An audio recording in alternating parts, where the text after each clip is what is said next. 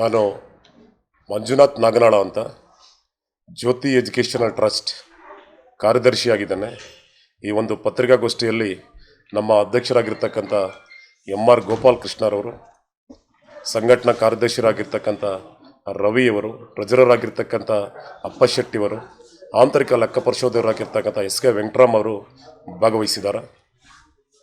ಇದೇ ತಿಂಗಳು 8ನೇ ತಾರೀಕು ಭಾನುವಾರ ನಮ್ಮ ಜ್ಯೋತಿ ಎಜುಕೇಷನ್ ಟ್ರಸ್ಟ್ನಲ್ಲಿ ಗಾಣಿಗ ಸಮುದಾಯದ ಪ್ರತಿಭಾ ಪುರಸ್ಕಾರ ಕಾರ್ಯಕ್ರಮವನ್ನು 10 ಗಂಟೆಗೆ ನಾವು ಹಮ್ಮಿಕೊಂಡಿದ್ದೇವೆ.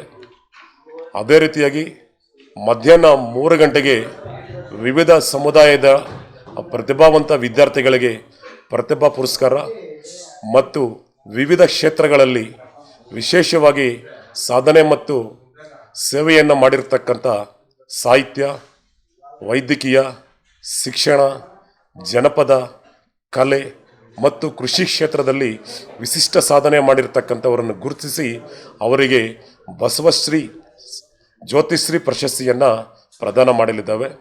ಈ ಒಂದು ಕಾರ್ಯಕ್ರಮದ ಮೊದಲ ಪ್ರತಿಭಾವಂತ ಗಾಣಿಗ ಸಮುದಾಯದ ವಿದ್ಯಾರ್ಥಿಗಳ ಒಂದು ಉದ್ಘಾಟನಾ ಕಾರ್ಯಕ್ರಮವನ್ನು ನಮ್ಮ ಜಿಲ್ಲಾಧಿಕಾರಿಗಳಾಗಿರ್ತಕ್ಕಂಥ ಡಾಕ್ಟರ್ ರವಿಯವರು ಉದ್ಘಾಟನೆಯನ್ನು ನೆರವೇರಿಸಲಿದ್ದಾರೆ.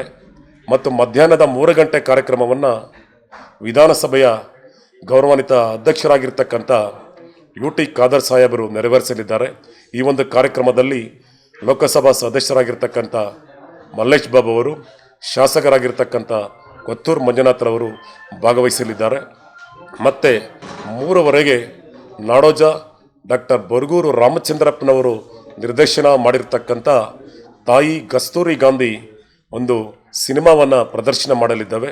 ಈ ಒಂದು ಸಿನಿಮಾ ಆದ ನಂತರ 6:00 ನಮ್ಮ ಕನಕದಾಸರ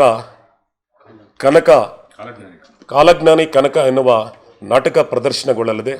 ಈ ಒಂದು ನಾಟಕದ ಅಧ್ಯಕ್ಷತೆಯನ್ನು ನಮ್ಮ ನಾಟಕ ಅಕಾಡೆಮಿ ಅಧ್ಯಕ್ಷರಾಗಿರ್ತಕ್ಕಂಥ ನಾಗರಾಜ್ ಮೂರ್ತಿಯವರು ವಹಿಸಲಿದ್ದಾರೆ. ಮತ್ತು ಈ ಒಂದು ಉದ್ಘಾಟನೆಯನ್ನು ನಮ್ಮ ಬೆಂಗಳೂರು ಉತ್ತರ ವಿಶ್ವವಿದ್ಯಾನಿಲಯದ ಕುಲಪತಿಗಳಾಗಿರ್ತಕ್ಕಂಥ ಪ್ರೊಫೆಸರ್ ಡಿ.ಕೆ. ರವಿಯವರು ಉದ್ಘಾಟನೆ ಮಾಡಲಿದ್ದಾರೆ. ಈ ಒಂದು ಕಾರ್ಯಕ್ರಮದಲ್ಲಿ ಎಲ್ಲ ಸಮಾಜದವರು ಭಾಗವಹಿಸುವುದಕ್ಕೆ ಮುಕ್ತ ಅವಕಾಶ ಇದೆ. ತಾವು ಕೂಡ ಮಾಧ್ಯಮದವರು ಭಾಗವಹಿಸಿ ಈ ಒಂದು ಕಾರ್ಯಕ್ರಮವನ್ನು ಯಶಸ್ವಿಗೊಳಿಸಬೇಕೆಂದಲ್ಲಿ ತಮ್ಮಲ್ಲಿ ಮನವಿ ಮಾಡ್ತಾರೆ.